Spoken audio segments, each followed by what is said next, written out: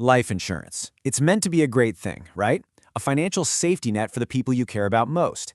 But here's the thing. That safety net is only as strong as the details hidden in the fine print. And that's what we're digging into today. Who really gets the money when a policy pays out?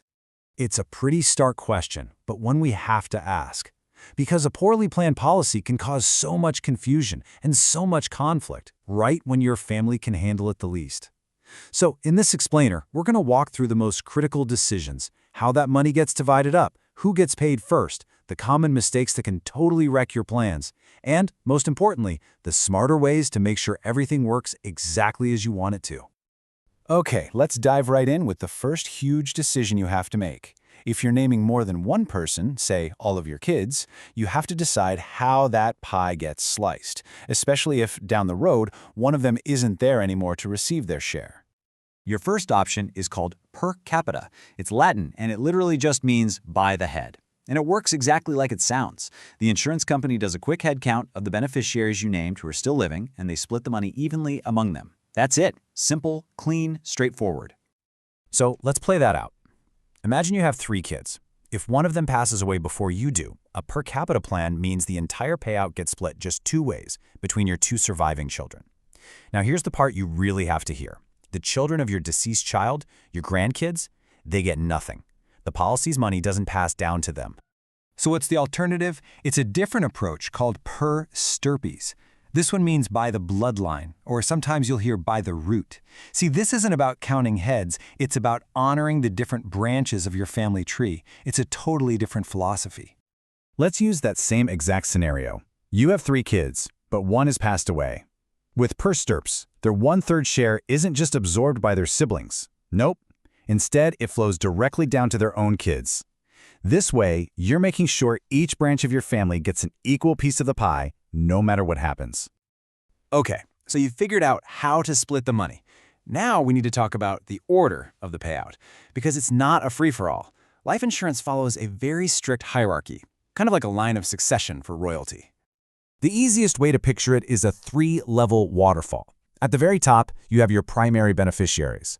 The money only flows down to the next level, the contingent or secondary beneficiaries, if every single one of the primaries has passed away. And it'll only go to that 3rd level, the tertiary, if everyone in the first 2 levels is gone too. Let's really focus on that top tier. Your primary beneficiaries are your first choice, your plan A. And this is where everything we just talked about clicks together. If you name a few primary beneficiaries and one of them dies, the default setting is for their share to just get split up among the other primaries. See? That's the per capita rule kicking in automatically.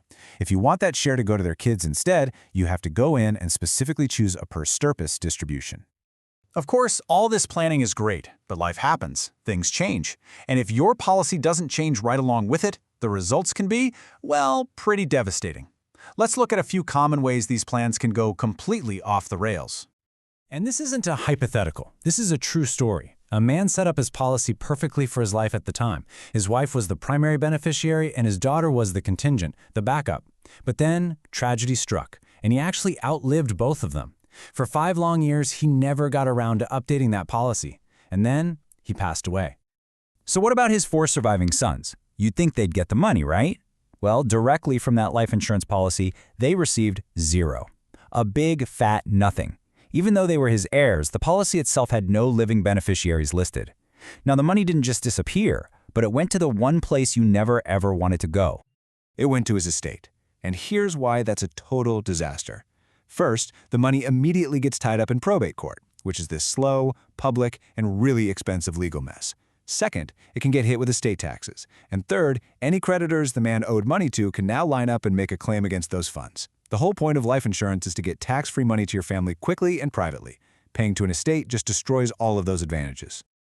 All right, here's another very common mistake, and it usually comes from the best of intentions. You name your young child as your beneficiary. The problem is, an insurance company simply can't write a $100,000 check to an 8-year-old. A minor doesn't have what's called legal capacity to handle that kind of money.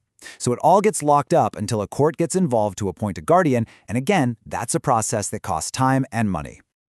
Okay, enough of the doom and gloom. I promise there's good news. For every single one of these problems, there are clear, effective solutions. So let's talk about the smarter tools you can use to protect your money and make sure it ends up in the right hands. This is the big one, isn't it? If you can't just name your kid on the policy, how do you make absolutely sure that money is there for them, protected, and managed the right way? The answer, the gold standard, is a trust. Just think of a trust as a legal container, like a lockbox for the money. You name that trust as the beneficiary of your policy, and then you appoint someone you trust, the trustee, to manage those funds for your child based on the rules you write. It is without a doubt the best way to provide for a minor, although you should be aware that there can be fees involved in managing it. Now, you've generally got two main flavors. A testamentary trust is one that's actually created by your will after you pass away. The other kind is an inter vivos, or living trust, which is one you set up while you're still alive. Either one can be named as the beneficiary for your policy. Finally, there's one last little safety net that's often built right into the policy itself. It's called the Facility of Payment Clause. Basically, it allows the insurance company, if no beneficiary files a claim after a couple of months, to pay the money to someone who is equitably entitled to it, like a family member who stepped up and paid for the funeral expenses. It's really a last resort to get the money where it's needed most. Phew, okay, we have covered a lot of ground. So let's boil it all down. What are the key takeaways? First, you have to make a conscious choice, per capita or per stirps. It has huge implications. Second, please review your beneficiaries after every major life event. A 5-minute check-in can save years of heartache.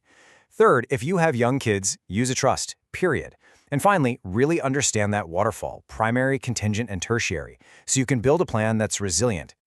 So that really leaves us with one final question for you to think about.